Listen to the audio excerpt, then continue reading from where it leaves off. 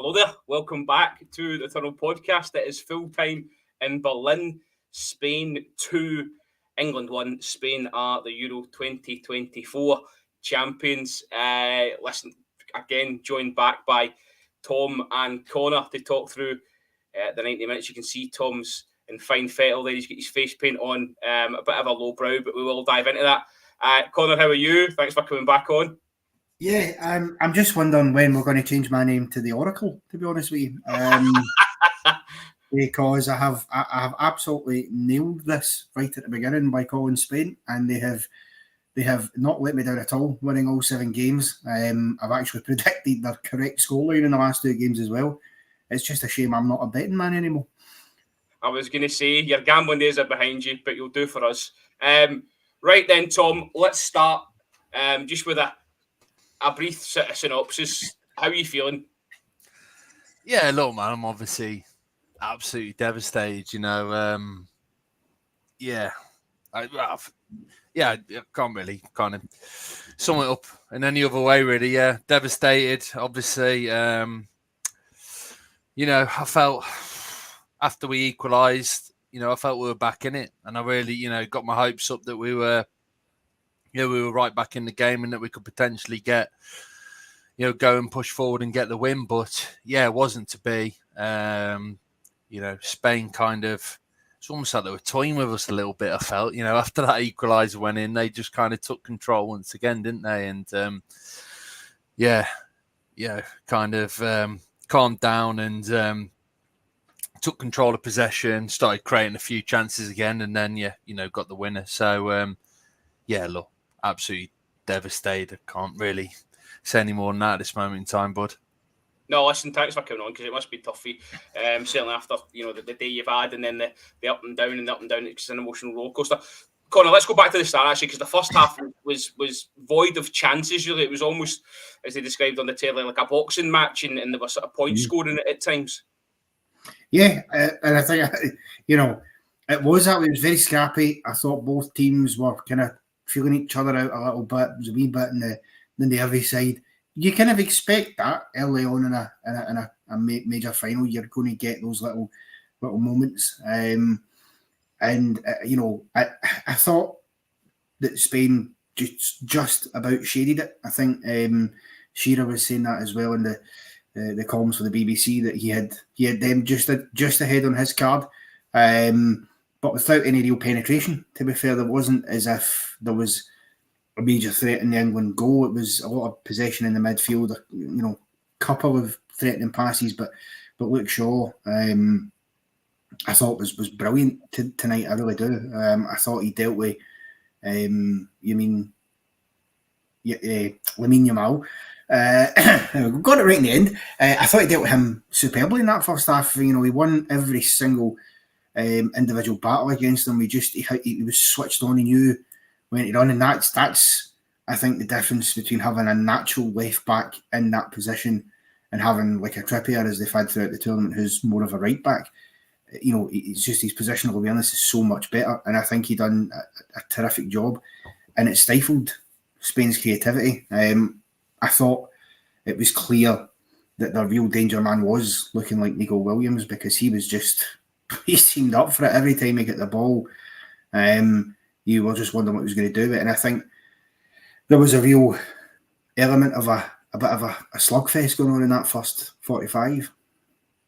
Thomas, that a point well made from Connor, actually, that England's defence was the highlight of the first 45. You mentioned Luke Shaw. I think you'd said quite sort of openly you wanted Luke Shaw to maybe stick one on Yamal early doors, let him know he's there, kind of thing. And he done that. He was really strong in the tackle and marshed him pretty well in that first 45. Limited the youngster to nothing. Yeah, well, when we did the pod obviously earlier on in the day, we were kind of saying whether it was going to be Trippier who started or Shaw, and to be fair, I thought that he might have started Trippier ahead of Shaw, considering the whole kind of issue with his fitness and Trippier playing starting the vast majority of games in the tournament so far. So yeah, I thought it was good to see.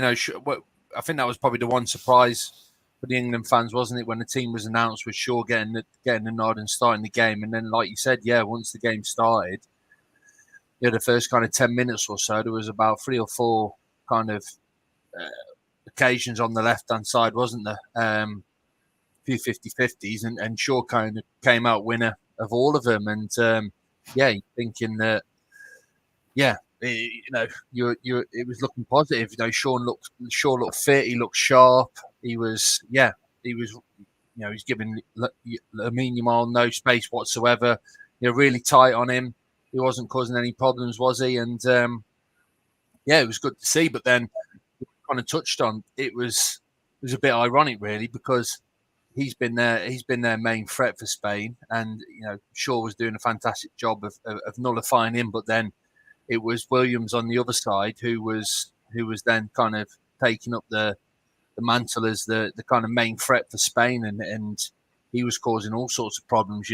Saka obviously likes to push forward, and then you'll probably get onto it later on, but Walker, who was then kind of obviously playing as that third centre back on the right, who was covering Saka. I didn't feel like Walker had the best of games. I thought Williams was causing him all sorts of problems, but that's the problem, isn't it?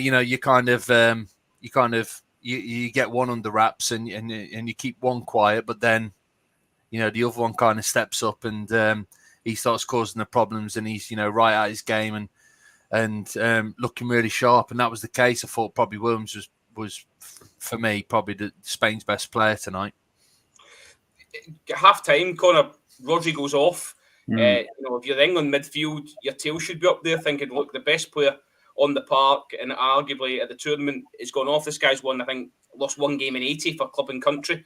And then the England midfield just didn't get going. Too many players, in particular, I don't want to single him out, but Kobe Mainoo I thought was really below average. I don't think he offered anything tonight. He couldn't get his game going at all.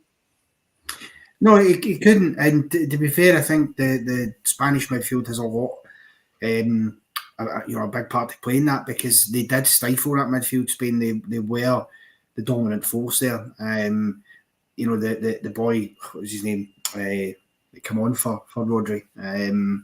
He seemed to show it when he first came on. There didn't seem to be a problem. I mean, I think like most people, you're looking at thinking that's a blow for Spain, that to lose somebody like Rodri, and you were kind of wondering how would they react to that. But I mean, they reacted in the best way possible, because they go out and they score almost immediately at the start of the half, and that sets a real tone. And listen, Kobe Mainoo, young lad, still got a lot of years left in him. He'll no doubt be a major player for England going forward. It's always difficult when you ask these young lads to come into major tournament finals like this, because it's not an easy thing. I appreciate, obviously, he won an FA Cup final with Man United, but tonight's on a whole nother level, playing in an international tournament final for your country with the weight of the world and expectation on your shoulders. And when you're up against an opponent like Spain, he just doesn't get that time to flourish and do the parts that he is usually so good at doing. That being said, I actually weirdly thought he was good in moments when he was tracking back defensively. He certainly was getting his sleeves rolled up and trying to get in amongst it and make a few blocks and stuff. And you can't fault the effort from him, really. So we've got Dave in the comments. He was very vocal the other night. I'm going to pull up one for you, Tom. I'm with Dave on this, and I think Rice is one of those, mate. He had an absolute mare tonight. Let's read out this comment. Rice was his usual mess and hides in the background. Yeah. If you know you can't score the header, glance it down into the danger zone. Don't put it over the bar. Rafael van der Vaart as well has been critical at full time, saying 100 million euros for Declan Rice. What does he do? He collects the ball only to pass it back to John Stones. He is useless. If you're truly worth 100 million euros, then you should be able to play a ball forward. Mate, 100%. Like, look, he is a bit harsh in terms of the chance. Look, I think that he.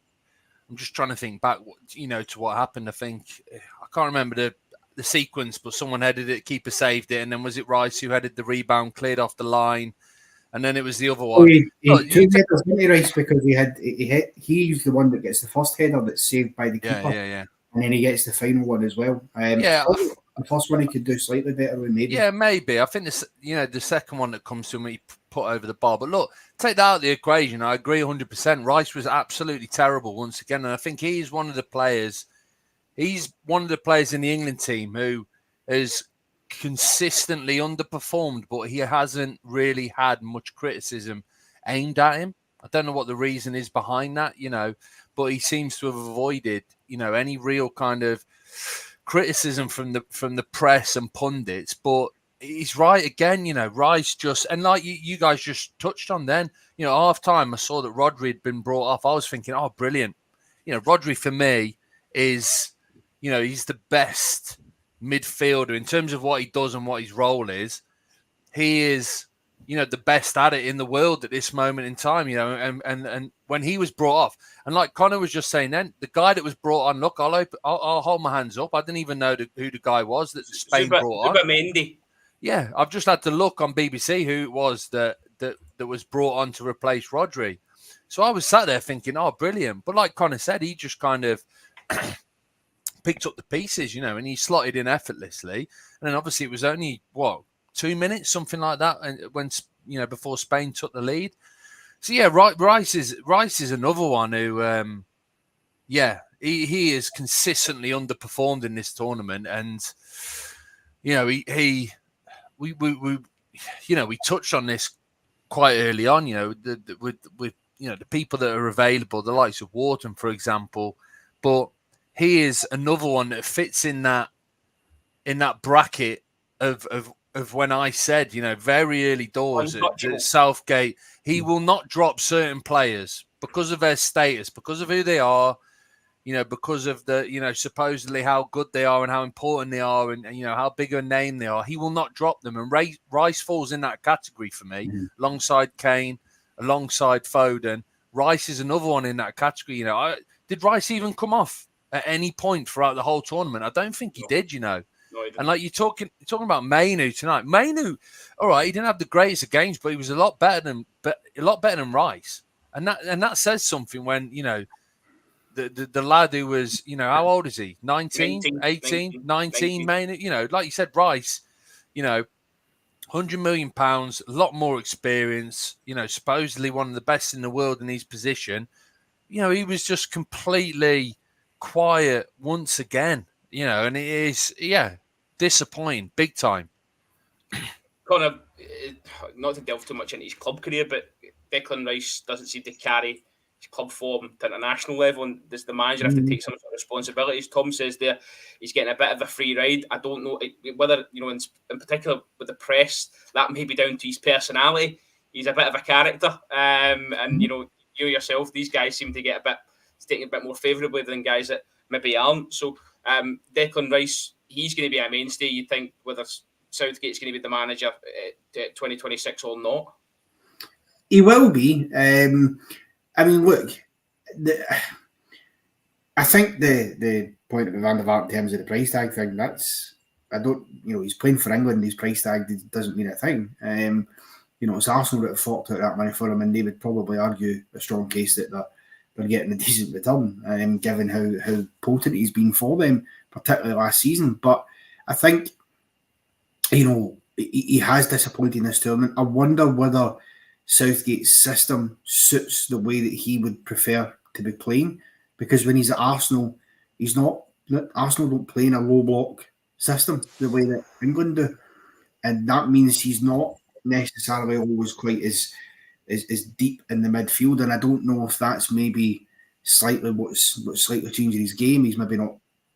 I'm not sure. That being said, you still expect a better performance from him, and he has throughout the tournament, as Tom said, not really delivered that. And it's to not be dropped. I mean, Southgate was getting criticised, early in the tournament at the start about how Kane was seemingly undroppable. Well, tonight he proved that wasn't the case. He proved that when he brought Watkins on the other day, but particularly tonight, because he took Kane off in a major final when you're a goal behind with about 35 minutes still left in the clock. That's a ballsy move to make for Gareth Southgate there. That's the kind of thing that people have accused him of not being able to do. So I don't know why Declan Rice gets the pass. I don't know why he would get to stay on. He's got a wealth of talent on that bench that he doesn't use that could have filled that spot. So I can see the obvious frustration there because he just hasn't done enough in this tournament. And I think that's probably been the story for a few of the players, Kane being one of them, as David points out as well, that in certain games, let's be honest, throughout the knockout stage, what's the one thing that's ultimately changed it for England to get them through those games? The substitutions. It's Tony coming on and getting that flick on with a header that Kane wasn't doing at that point in the game that allows Bellingham to score the overhead kick to rescue it against Slovakia. Again, it was the changes against Switzerland in the quarter-final that just picked up the tempo of the game, got things moving again. Semi-final, Watkins comes on, scores the winner. And tonight, again, the changes made England look so much better. So you do have to wonder, why not give these players the opportunity to start? When it's not working with your other players, why persist with that? Wait till you're behind and then go, right, let's unleash it and play them now. Because you're just left with that what if. If he plays them for the start, do they actually go and win that? You just don't know. I feel really sorry for Adam Watson. We gave him a lot of good press on here, before the ball was kicked. He's a player that looked really exciting in the warm-up games, and to not see him at all in the tournament seems a real shame. Tom, I'll come Anthony Gordon, by the way. Anthony Gordon should have been seen at some point in this tournament. That's criminal. Well, yeah, listen, the list could probably go on and on. Actually, Tom, I'll come to you for England's goal. Just quickly, Connor, if you can give us a bit of a run-through for the Spanish first one. Yeah, it was... It was just how quick they were out the traps. It was a good bit of play down the wing. It was probably the first time Yamal successfully managed to get in behind Shaw. I think was it a change in tempo from the Spanish in terms of how quickly they were popping it about? 100%. They came out at the start of that first half looking like a side that had that intent behind them to go and try and hit early, and I think that was probably the message at half-time, because if you're the Spanish manager at half-time, you're probably not unhappy, but you're probably a little bit frustrated that you've not done enough with the amount of the ball you've had. And they came out with that impotence at half-time and went, right, let's just have a go at this here. And as I say, Yamal gets in probably for the first time. It's a decent enough ball across. I think there's an argument to say there's a slight bit of fortune that it makes its way all the way across to Williams, just because in the middle of that you've got, I think Morata flicks a leg out to try and win it alongside, I think, Stones. I think it is. It's with him. And Williams, I mean, it's a great finish for Nico Williams, and the space he was in, I don't know how he found that space, to be perfectly honest with you, because for whatever reason, in the first half, that space wasn't there in the England backline, and then all of a sudden it was, and he's pounced on that. So I don't know how that happened. I thought, Walker seemed tucked in too much when he should have been out at him, and normally he's good at that. And listen, it's a brilliant finish. There's nothing Pickford can do with it. And probably at that moment of the time, probably no more than what Spain had deserved, albeit probably slightly harsh in terms of just not starting the half quick enough for England. Tom, England make the changes and they do get their equaliser, but they sort of rode the luck up to that point. A couple of chances in between. I think we spoke off camera, but Danny Olmo's chance where he sort of puts it wide of the post. The alarm bells were ringing, and as you say, you spoke to me via message. You're saying, we need to make some changes. He makes the changes, and then they get that leveller. Yeah, look, it was our first bit of decent football, wasn't it? Like you said, Spain. First half was fairly even. Like you said, I think Spain probably edged it in terms of kind of possession. But I just think, second half, Spain got a goal, but then you're looking for a reaction from England. It didn't come. If anything, Spain, took the game to us, and they had, they created a few more chances. And like you said, Almo Olmo pulled one wide and Pickford made a couple of saves. And, it wasn't until Southgate finally bloody pulled his finger out, made some changes that, England kind of started looking like, they were going to pose some sort of threat. But then, it was just, I think it was quite, look, it was a great goal. I think it was the ball. Again, this is the thing. Watkins kind of made the run to make the space. The ball was played into Bellingham, who then, a nice little layoff from Bellingham, and I think it was a good shot from Palmer. I think he got a little deflection as well, which is probably the thing that's beaten the goalkeeper. But that was the first bit of decent football. Yeah, the first bit of intent and the first bit of decent football from England, and we were fortunate enough to get a goal from it. But then you're hoping then that we try and use that to try and lift our spirits and then try and take the game to Spain and try and look for a winner. But it was just a bit of same old, wasn't it? We just sat off after that, and Spain kind of took control once again. I think it's like I said before we come on air, it was almost like they were toying with us a little bit. The goal went in, and it was almost as if Spain went, okay, yeah, we need to turn it on again. They just took control, made a couple of substitutions themselves, freshened things up, and we once again were on the back foot, sitting deep, and Spain were just pinging it about, trying to look for that space, look for that opportunity. I'm sure you're going to ask Connor, speak to Connor about the second goal, so I won't go into it. But I was just disappointed at, obviously I was absolutely buzzing. I was going to say, I want to pick your brains, because you did say actually that when the level went in, you actually thought there was a sea change, and you felt that maybe that England could go on and win that. No. Well, I was hoping that was what was going to happen, mate. Because up until then we'd done very little, and I was just hoping that that went in, against the run of play, nice goal. I was just hoping then that it was going to be a case of England, kind of use that to their advantage, positivity.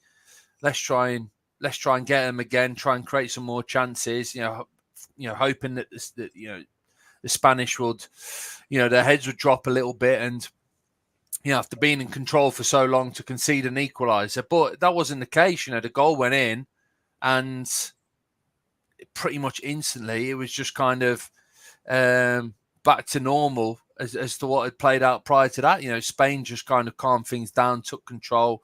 England started setting deep once again, and again, I was just kind of sat there. The people I was watching it with, I was just saying, why are we sitting so deep? Kind of allowing Spain to come at us and calm things down. We've got to. That was the moment. That was the time to kind of take it to him. To try and ruffle some feathers. Try and build on that goal. But we didn't do that. We sat deep, let Spain calm things down, let them get a foot on the ball, let them play it around the back a little bit, get their confidence back up. And then, it wasn't long before, watching it on TV, you were thinking, well, Spain are in control again here. They look the most likely to go and get a winner here, not England. So, I was obviously over the moon with the equaliser, but then I was disappointed with what played out afterwards. Connor, you were pretty much in agreement as well that England sat off having equalised. Yamal has a chance, but a great save by Jordan Pickford, by the way. I think Pickford, there's a lot of credit for how he played in the 90 minutes. But then, Oli Thabo, who came on, he gets the winner, cries for offside, but this semi-automated stuff, works quite well and lets you know that the goal stands. Yeah, it's very, very quick. And I like that because it doesn't leave you in suspense for too long. I mean, I'm watching it thinking, is he on there? Is he off? You're not sure. But because they're that quick, it's done before you've even seen it being done, because the next thing you see is the game kicking off again. That's how it stands. But I like that, and I think that's something we need to bring into the domestic game, to be honest with you, because it takes far too long to have these, have people sitting there drawing lines and stuff, and that isn't always necessarily 100% accurate. But again, as Tom was touching on there, and as you have said, I think for whatever reason, when England got level, barring that minute or two in the immediate aftermath of it, they did seem to to just sit off again. There was a noticeable just couple of yard drop, and that allowed Spain to then get themselves back into the game and dominate themselves. And I always feel, I mean, they always say, don't they, that you're at your most vulnerable when you've just scored, and that is kind of true. But Spain in that moment could easily have been rocked. You know, there they are thinking that they're fairly comfortable. Their keeper's not really had to produce any kind of brilliant save throughout the game, and they're probably thinking they're going to see out to 10 minutes. And then as soon as Palmer whacks that in, Spain aren't stupid. They'll have seen how England have got through this tournament. They'll know that England have been behind and then come back and won in their games. So there will have been a worry, undoubtedly, and England just didn't capitalise enough on that momentum change that was there for the taking in terms of going, put them under the cosh, under a bit of pressure, and see if he can force a second goal and go and get a winner. That never just didn't seem to happen, and there was just a different feel at that point. And then when Spain get their tails up again, you know, they had a few moments, a couple of balls worked into the box. You've got to say the quality of the crossing for Spain, particularly for the corners, was pretty good. I mean, they were not easy to deal with. I thought Pickford came out and dealt with quite a few of them brilliantly in terms of whether he punched them away or managed to catch a hold of them. Just on that, actually, because I have to say that pre-match I was listening to 5 Live, just waiting for the actual footage to start, and Guillaume Balaguer, he pinpointed Cucurella as a real sort of weak point, and I actually thought he had a decent game. Oh yeah, I thought Cucurella looked really good. Yeah, I thought he was, you know, he was more than happy to get engaged in the physical side of things and be involved there. Don't mind that at all. You know, that's, you need a bit of that. And going forward, he's always a threat. I mean, he's got blistering pace on him. He can absolutely turn the afterburners on, and that's difficult to deal with, particularly in that England defence, because out with Kyle Walker, who does have great pace. I think Stones and Shaw are both solid defenders and solid shot blockers. Maybe don't have the same kind of pace as a Kyle Walker, so he can cause that problem, and he did. And obviously, as you say, for the goal, he's out wide to him and he slides it in, and Oyarzabal manages to get in front of the defender and score. I don't want to be overly critical, but was it Stones? Was it? I think it might have been. Stones. He's between Stones and Gay. I think he gets. Yeah. I think he got him, then he gets it a goal side, doesn't he? It probably shouldn't come to him. He shouldn't be allowed to get goal side. And even at that, if he does, it should be stopped before it gets to him. So it's an unfortunate one in that aspect, but it's really good play, and it's how quick they do it. And then at that point, you kind of thought, yeah, it's probably gone now. I mean, he throws the Hail Mary pass a brilliant Ivan Toney on to try and change something, and that's something again that I feel, why not do that at 1-1 rather than 2-1 with 4 minutes to go? Why not go, right, we've got them a bit rocked, get them on the ropes properly here, get Toney up there as well alongside Watkins, and really ask that Spanish defence questions. And it didn't quite go that way, unfortunately, for them. And I think that's probably the thing. It is, and I mean, Tom, I don't know, you're better positioned than me to say, being English, but it does feel very predictable, Southgate, in terms of his subs. You know when he's going. I mean, we said it at the back of 12 this afternoon that England will go behind and then Southgate will make a sub. And that just seems to be the way for a long period of time. And I just wonder if other managers, when they're coming up against Southgate, are preparing for that, because they'll kind of know, yeah, he's likely to change it then, rather than be proactive about it.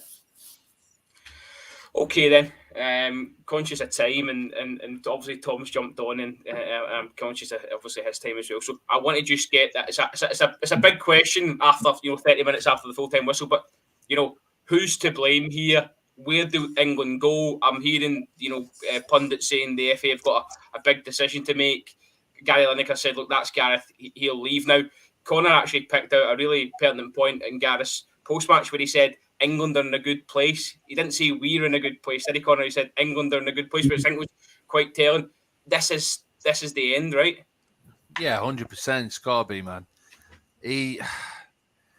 I'll be absolutely astonished if he still remains in charge, for the next tournament, the World Cup in 2 years' time. I worry about your health if he stays in charge. It's not even that, man. It's just like, look, I said to you, a couple of pods ago, like the thing with Southgate, he's got his fanboys, hasn't he, who are there going, well, he's got us to like X amount of quarterfinals, X amount of semi-finals, and 2 finals. It doesn't matter, mate. It doesn't matter. It's another final he's lost tonight. He's going to end his reign as England manager winning absolutely nothing with, one of the best group of English players available to him. And look, I've been having it out with people tonight already. People going, oh, but Sven did the same and Capello did the same. Yeah, they did do the same. But I tell you what, when Sven and Capello were in charge of England, the level of the other international teams they were coming up against, the level of those teams were hell of a lot better than what Southgate's coming up against now. This is the big thing for me, is that, people keep going, oh yeah, but it's the same for Southgate and it's the same for, Terry Venables, and it's the same, same for Sven, same for Capello, same for Terry Venables. Those guys, when they were in charge of England, yes, they had a good group of England players available to him, but the level of international football was a hell of a lot better than it is now, in my opinion. This is just my take. This is the biggest thing for me, is that the biggest regret for me is that we've not won anything, with the state of international football as it is now, because, you look at the Europe, you look at the Euros, Spain, look, Spain deserved it. Spain deserved it. They were the best team in the tournament. They were the best team on the night. They deserved to win. Look, I'm not going to take anything away from them, but I'm talking about, the caliber of teams in this tournament. There's a lot of people out there saying this is one of the worst tournaments in terms of the top teams and how they've performed for a long time. And I agree with that 100%. And I do think in Southgate's reign as England manager, the level of, the other international teams and how good they are, I don't think it's the same as those guys back then. So this is why I'm, really kind of... It's how quickly some of the managers have came up against the big teams as well, though, that's not helped. I mean, you look at Capello in 2010, he came out of a group with, I think, was it Slovenia and Slovakia and another, I can't remember, got out of that group fine, at USA, I think it was, managed to get out of that group, but then immediately in the last 16, he's coming up against Germany. And, 2010 Germany weren't a bad side.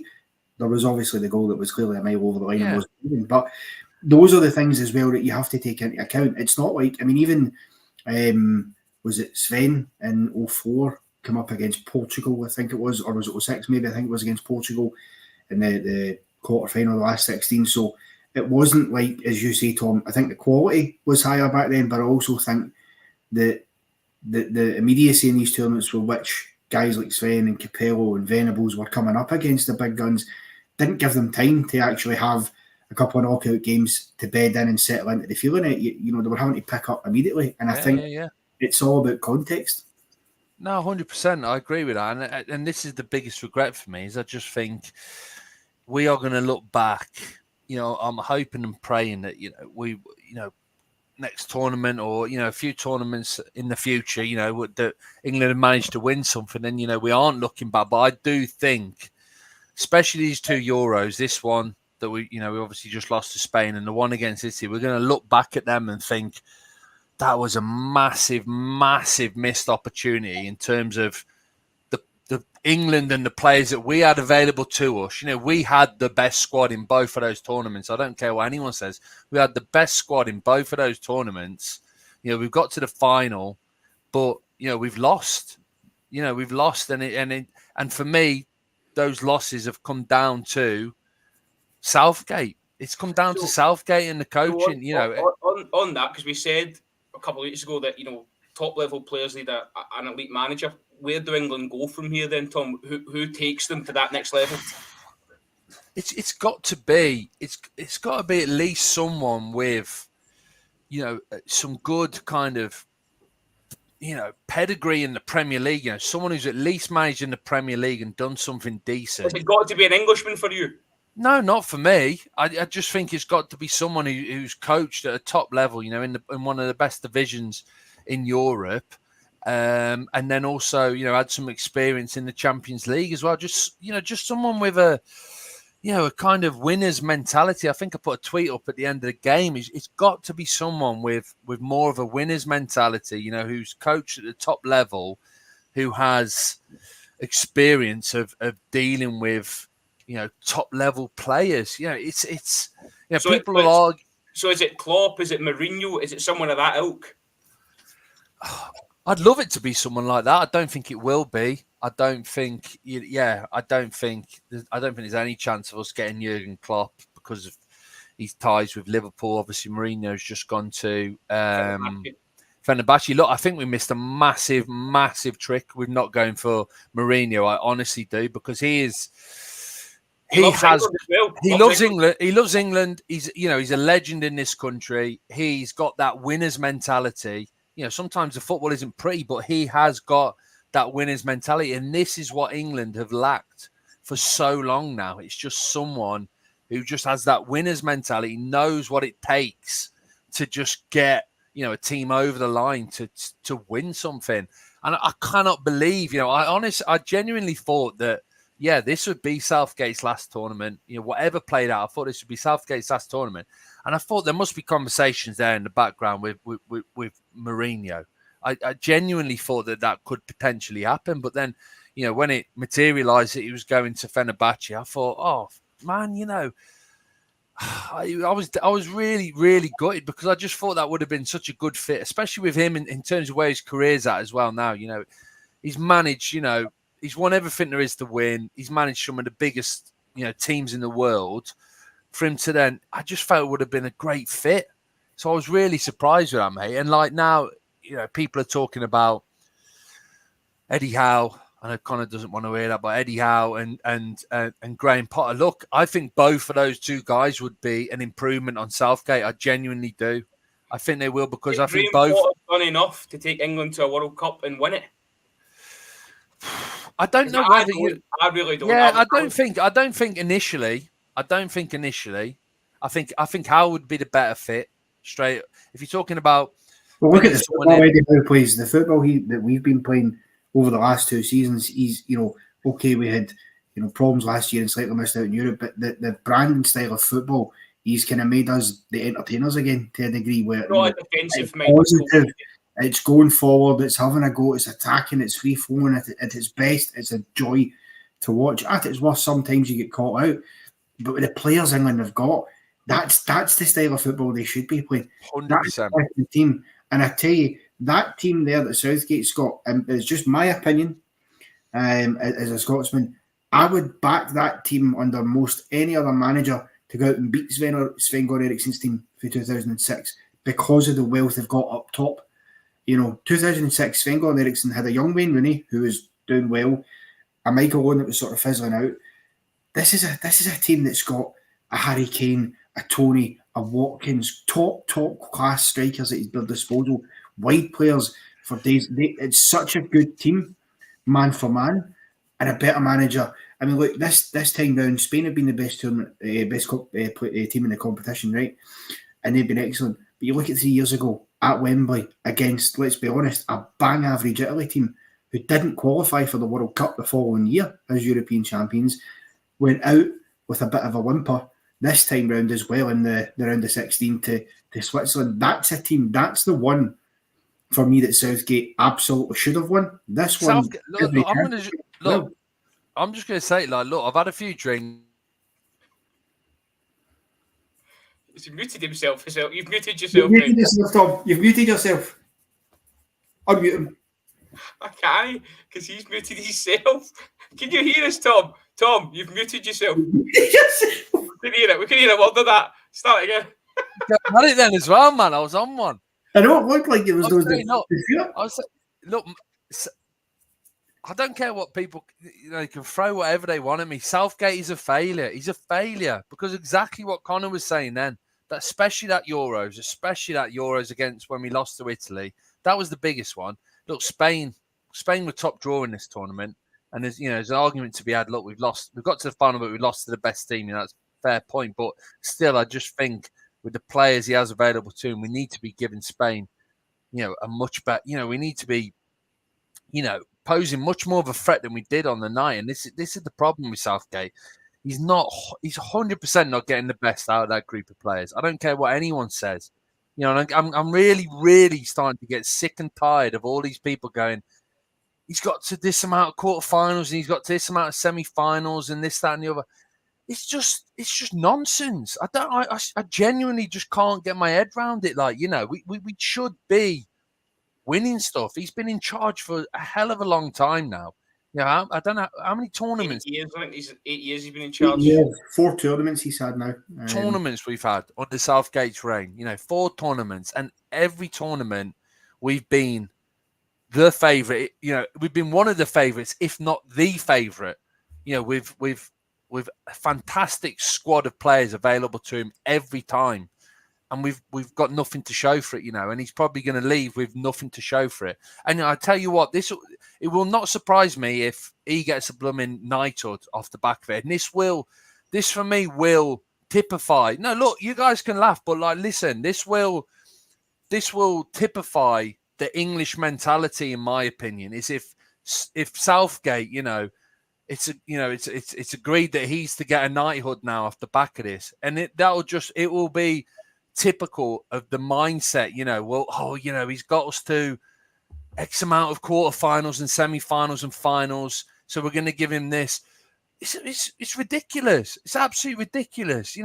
These other countries, the likes of Spain, the likes of Germany, the likes of Brazil, they must look at us and laugh and think, they're giving a coach a blooming knighthood for what? He's won nothing. He's won nothing, and he's had a fantastic set of players available to him every single tournament. And this is you're talking about the next appointment. It's got to be a top tier replacement. It simply must be, because if it's not, it's another kind of similar appointment to what Southgate was when he first come in. Someone from the youth setup, or I don't know. It's got to be Lee someone. Carsley. Pardon? Lee Carsley's the 21s manager. That would can't be, mate. And this is the other thing as well. It's not like we're scrimping. Southgate. This was the other thing. Southgate was in terms of salary, he was the highest earning coach at the Euros. That's the other thing that's crazy about this. He was the highest earning coach by some distance at that tournament. So it's not like you've got to go, oh well. You haven't got the budget for a top. You haven't got the budget to bring one of these guys in. Yeah, you have. That's not the case. They have. Mm-hmm. Southgate was getting the most money out of anyone at that tournament, but he was getting out coached game after game after game. He was getting out coached. So look, it's going to be absolutely massive. It's going to be huge to see what the FA do. The FA have loved him for a long time. I mean, even the way he came into the England job was bizarre, because he's the only person I know in my time who he turned down the job the first time he got asked, because he got asked before Sam Allardyce took over proper, and he said he didn't want to do it. So Sam Allardyce got it then, and that went tits up very, very quickly because of off-field reasons. He gets offered it a second time, so they were desperate to get him in the door. Clearly they were impressed with what he'd done at the under-21s level, and fair enough, he'd done a good job there, and he brought that new generation through. But it sometimes it's knowing the right time to make the right changes, knowing when to make tweaks, being adaptable, and recognising, like, you can't go into every game in a tournament like this playing a low block. You can't do that. The Netherlands game was the classic example of why, because they were outstanding in that game for the most part. That's the best they've been. And he did take the shackles off them a little bit and just let them go.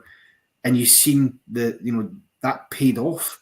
And then for whatever reason, he reverted back tonight to low block, stiff, keep it tight, and just try and basically grind out the result as best you can. And you don't always get away with it. I mean, I said to you off air that you can't expect to get through a tournament and win it by going behind in every single game, because eventually one of them, you don't get that rub of the green, you don't get that win. admittedly, when Palmer walks in, and you can't forget that as well, by the way, it's 3 wonder goals that have nearly saved them as well. It's not as if it's 3 players who've produced individual moments of sheer brilliance, or 4, if you count Watkins rather, that's actually got them to that point where you thought, oh, they could do this again. But well, mate, that's what I said. I said that to Rob. Right, he'll tell you right at the very start when we were talking about this. I said Southgate is so reliant on just the individuals on the pitch creating a bit of moment of magic. It's not necessarily about how he coaches the team and how he sets the team up. A lot of it, and this is genuinely my belief, a lot of it is down to, well, he's got 11 guys on there who are top class players, and he's just hoping at some point one of them will produce some sort of moment of magic. And mate, the majority of games through this tournament, that's what it's come down to. That goal from Bellingham, it was proper Tony Pulis stuff. They threw everyone up, mate, and it was a flick on, and Bellingham pulls out an overhead kick in injury time, to take it to extra time. That's nothing to do with Southgate. That's absolutely nothing to do with him. It's about a long throw, central defenders in the box, flick it on, and just, individual moment of brilliance. Saka's equaliser against the Swiss. It's about him cutting in, hitting a great shot into the bottom corner. And this is what and this is why Southgate always comes unstuck against the top teams, because those players and relying on that individual moment, a bit of brilliance is enough against your bloody Slovenias and your Slovakias and your blooming Austrias and these kind of teams. You can rely on that against those guys. But when you come up against the top teams, the likes of the Spanish, and all the rest of them, you can't rely on that. It's not enough. There has to be top coaching ability in terms of how you set up, in terms of how you play the game, in terms of how you deal with the opposition. And this is what Southgate hasn't got. And look, he's a top guy. He's a really nice guy, Southgate. And this is the thing, you see his interviews after, and people feel sorry for him, about throwing stick at him and this, that, and the other. And I get it, because he is a really nice bloke. But the fact of the matter is this: he isn't a top coach. And I tell you what the proof of the pudding is.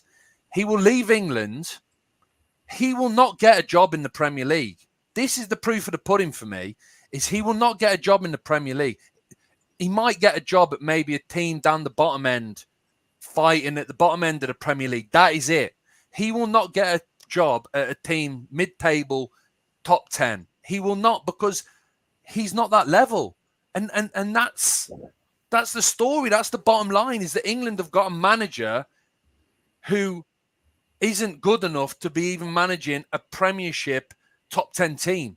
And that's not acceptable, in my opinion. When you look at the players that are in that squad, it's bonkers. When you literally you pin it all down to that, and you look at you think about that as itself, that's crazy, in my opinion. Listen, we will leave it there. We'll have more on Gareth Southgate, obviously, as it comes out for the next couple of days. I can't wait for the podcast where we announce Gareth Southgate as a new West Brom manager. That's going to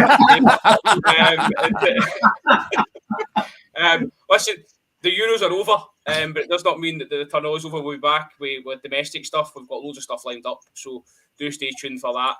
These pair can't wait. It'll be nice to dust off the international stuff and get back into the club business, the nitty-gritty, the day in, day out stuff, which I'm looking forward to as well. So Tom, thanks for coming on. As I say, it must have been sore, but in the end, you've ended up laughing, which is great. You made some great points in the end, which is a blessing given the state you're in. And Connor, as always, thank you very much for being the voice of reason. By the way, just quickly, because I feel it needs said, a massive thank you to yourself as well, because you have worked very, very hard during this Euros. I know how hard you've been working, and you've pulled it all together brilliantly. So, a massive well done to yourself for that as well. And I absolutely do look forward to coming back on during the domestic season. That'll be some good fun, I'm sure. I'll second that as well, mate. I said to you, been a joy being involved, and thanks for obviously inviting me on and getting involved with this. I've loved every minute of it, mate. So brilliant. As I say, just the beginning. All right, then, lads. We'll see you again on the other side.